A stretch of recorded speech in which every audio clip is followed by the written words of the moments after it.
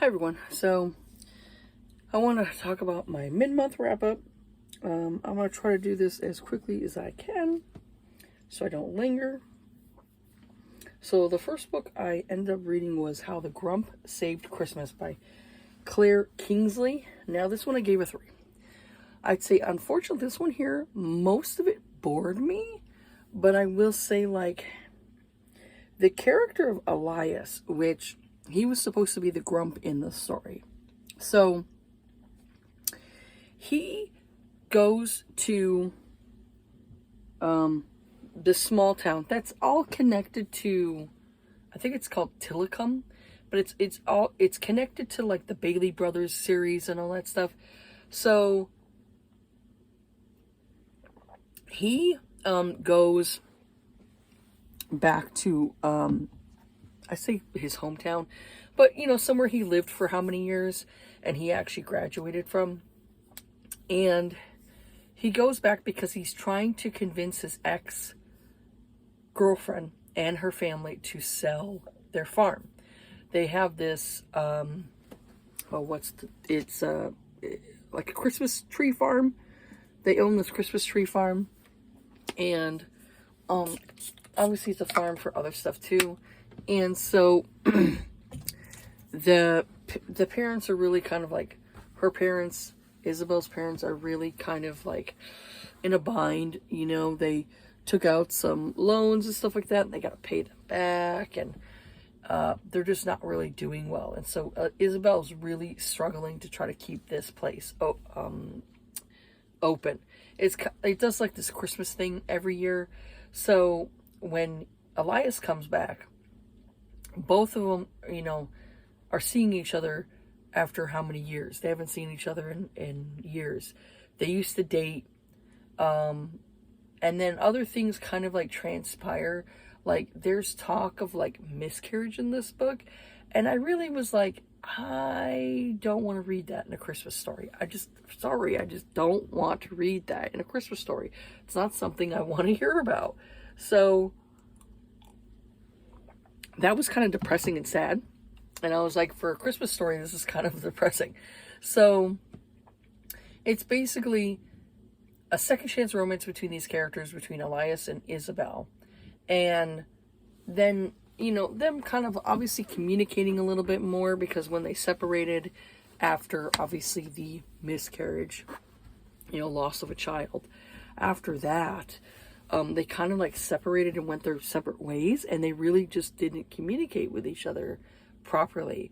And so it's basically a second chance romance between them, between this grumpy guy and Isabel. I really didn't feel like it was like a grumpy sunshine, because I just didn't think of her as like sunshiny. She didn't give off this sunshiny vibes to me. So it was okay. I gave it a 3. It was a bit, like I said, a bit depressing. So the next thing I ended up reading, well, I actually listened to it on Anyplay. This is The Black Lily by Juliet Cross. I gave this a 4. I thought it was pretty decent. This one here this is obviously more of a paranormal world, where you've got like kings and queens and princes and all that stuff. So the story is, there were these two princes, and one of them came back from the dark forest and killed the other prince.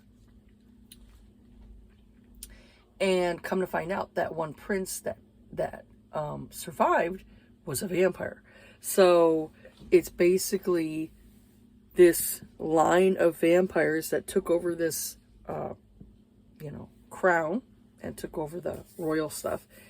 And so they're supposed to have like this agreement where anybody who's a vampire, you have a blood host. You have somebody who gives you blood when you need it and things like that. You're not supposed to kill the blood host. You're supposed to just, take what you need and not overindulge and, all that stuff.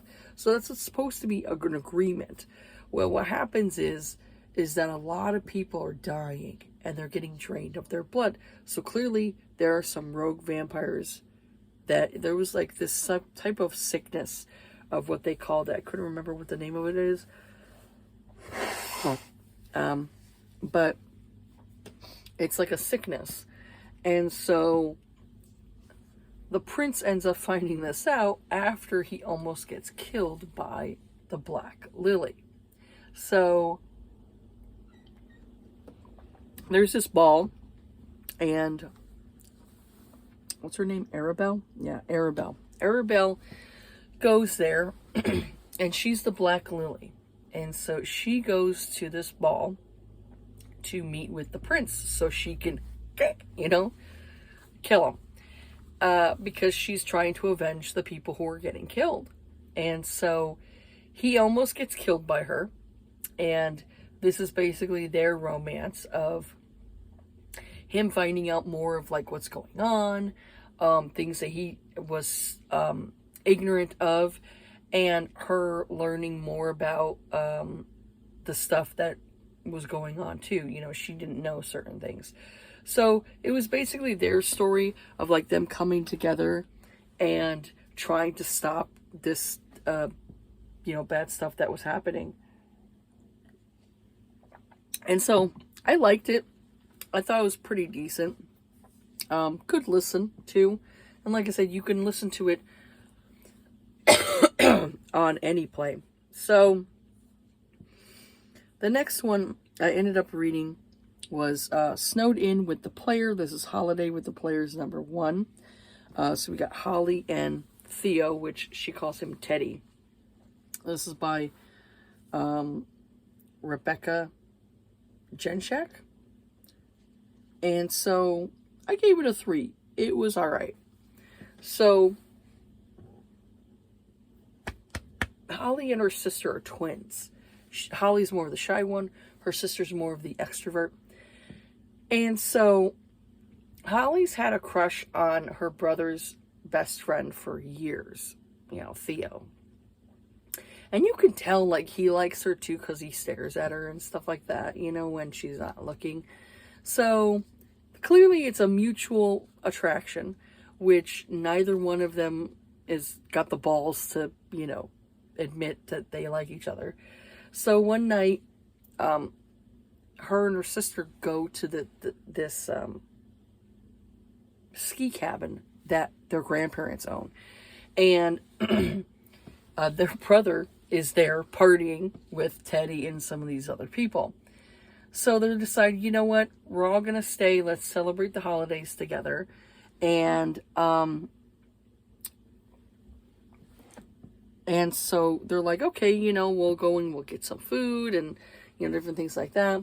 So what happens is their parents call them and they're like, hey, we've got somebody who's going to be stopping by the house, the house that they have farther away. And they said, can you make sure the person gets in? So the son's like, crap, now I got to go to the other house, to go let these people in. So Holly's twin sister decides, I'll go with him and we'll go and, take care of what we got to take care of. So that night, the power goes out, her and Teddy, Holly and Teddy are there by themselves, and power goes out, and, feelings end up getting confessed and things like that. And so we go from there. So it was a cute little novella, but like I said, it was about a 3 to me. I wasn't a huge fan of the writing. The writing was okay, but I wasn't a huge fan of it. It could have been better. I'm trying to get rid of my cough. I keep trying to OD on orange juice, man, because I'm trying to get rid of this stupid cough. So, and have it to where my voice comes back. So, it was a decent romance. College age romance. It was okay. But it wasn't as good as I wanted it to be. Like I said, it was decent. Could have been better. So the next one was Elfed. This is a Spicy Holiday Monster Erotica. Now, this is only 30 pages long, so you get through it pretty quickly. This is by Ginger Kane. So this is definitely fairy elf smut. So we have this woman comes home from a holiday party, and she's got this 12-inch battery-operated boyfriend that was given to her that looks like a candy cane that's got like a little elf on it. And she's staring at it, you know, like, oh, what are we going to do with this? This is kind of, you know, it's kind of big, but I mean, it's 12 inches, so yeah, that's big. No, thank you. I'll pass. So she ends up saying, what was it? Elf me or something like that. And the thing comes to life because she said the magic words. And it was basically her night with this elf fairy, you know. And once they both get their cookies, you know. They both get their cookies, the P and the V. And he, you know, creams. He turns back into a battery-operated boyfriend. So I was like, okay, this is a bit silly. So it definitely was silly. Definitely was silly. It was meant to be silly, meant to be funny. 30 pages. You got through it pretty quickly. It was just, you know, like I said, I had said fairy elf smut. It was a fun 30-page novella. So, and the author ended up liking that one, which I thought was funny. She liked the review. So the next one was another 3-star. So I ended up reading The Frat Boy. This is Nashville Neighborhood number 4 by Nikki Sloan. We got Madison and Colin. So Madison's a part of the sorority that every year they do this like competition with like the other frats and things like that. So she ends up competing against Colin's fraternity. You could see like they're looking at each other, so they kind of like dig each other. You know, you could tell like there's some, you know, obviously some attraction. And her ex-boyfriend is a part of the same fraternity. So she's like, great, now I gotta see my ex. So the fraternity cheats, and she goes to tell them, hey, you know, your fraternity brother cheated. And they don't want to believe her. So she gets upset, and they start having a mud fight. So it looks bad on the school. So they decide, you know, the president of the fraternity, the president of the sorority decide to kick out the main instigators, which were Colin and Madison. So I'm gonna have to get water soon. So they're desperate for a place because they get kicked out of the, you know, where they're living. They're desperate for a place, so they end up answering this ad for adult performers to live at this place. You know, you're gonna, you know, you get to be able to live in this house, and you just have to perform 4 videos a month, you know, with either, you know, one of the other people that live there. So you got to perform with one of the other performers that lives in this house. So it's either you know, you could do 4 videos a week or 4 videos a month, which is like, you know, what, one a week, you know, not a big deal. And then you could always make extra videos, and that gives you extra money, you know, because you also have to pay rent there too. So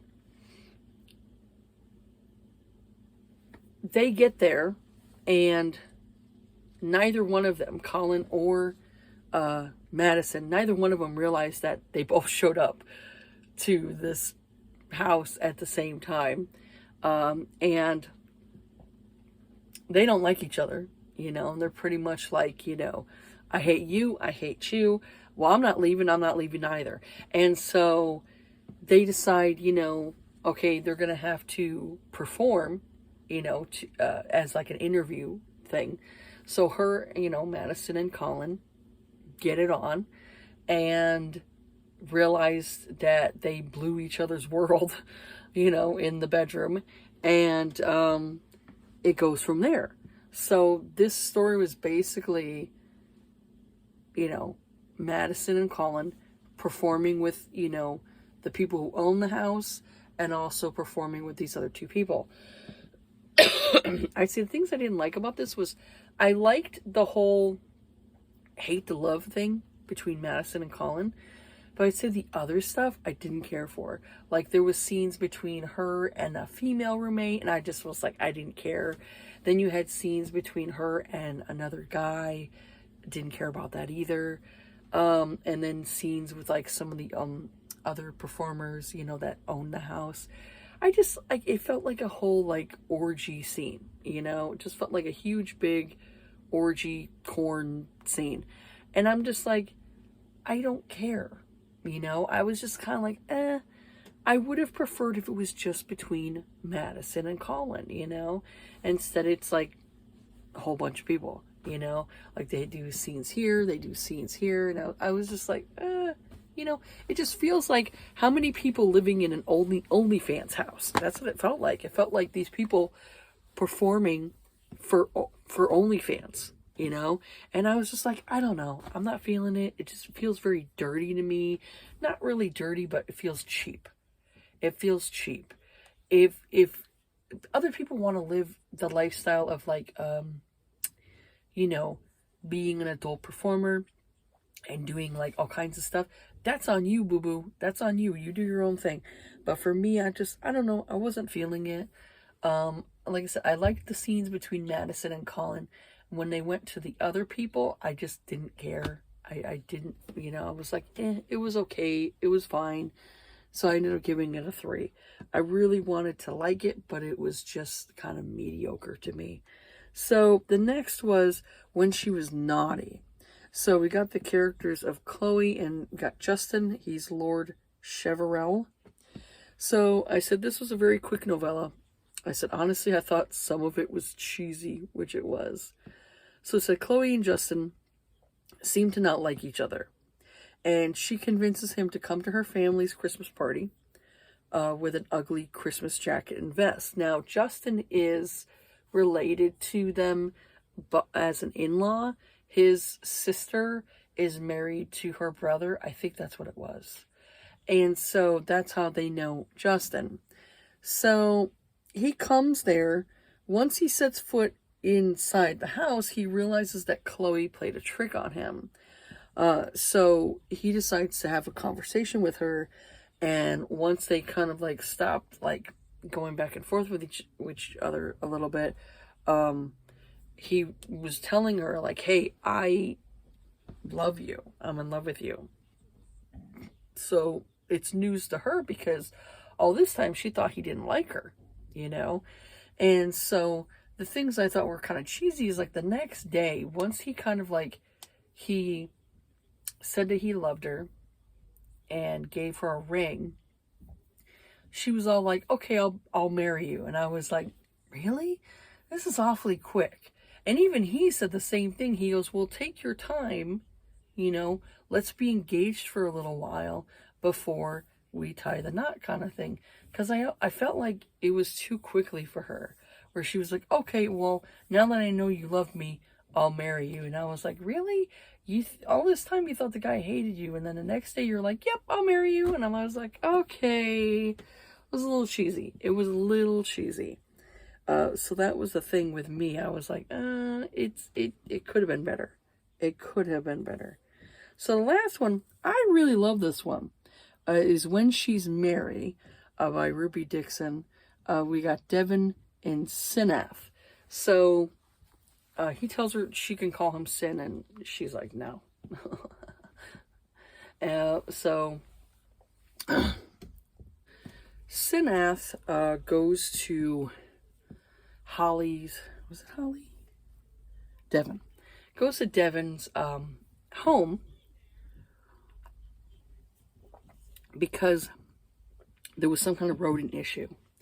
So he gets there and she's like, no, I'm fine. There's no issue. This is Jerry. It's like a rodent like on her shoulder.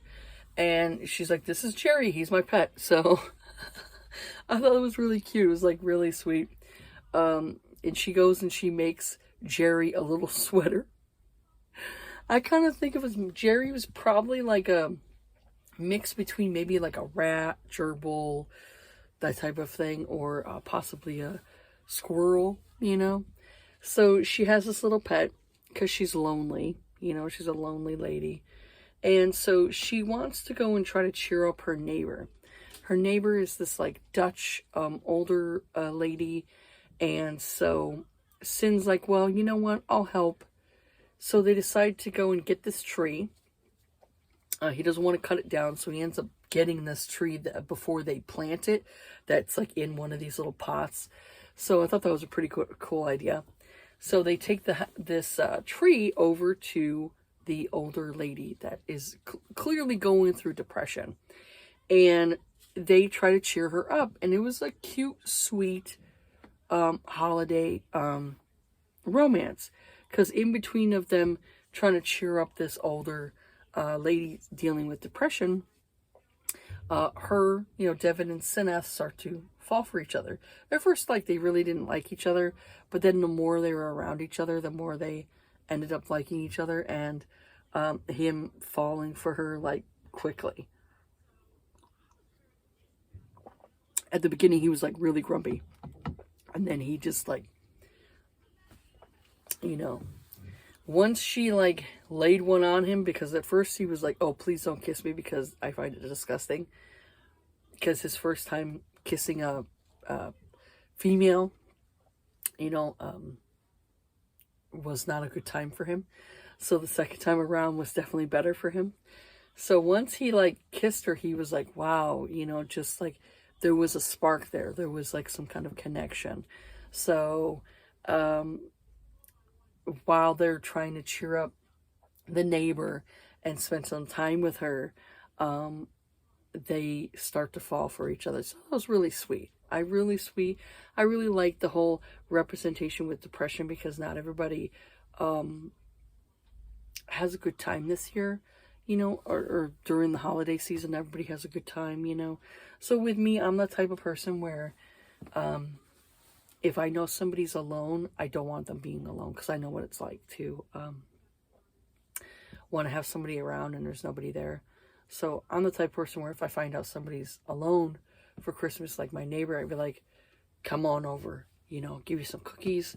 I'll make you some cookies. So I'm that type of person. I'll give you a Christmas card. We'll sit down and we'll watch Home Alone or something, So I'm like, come on, we'll go watch some Christmas movies. So even if it's somebody I will tell somebody, even if you don't celebrate Christmas, you're not a Christian or whatever it is.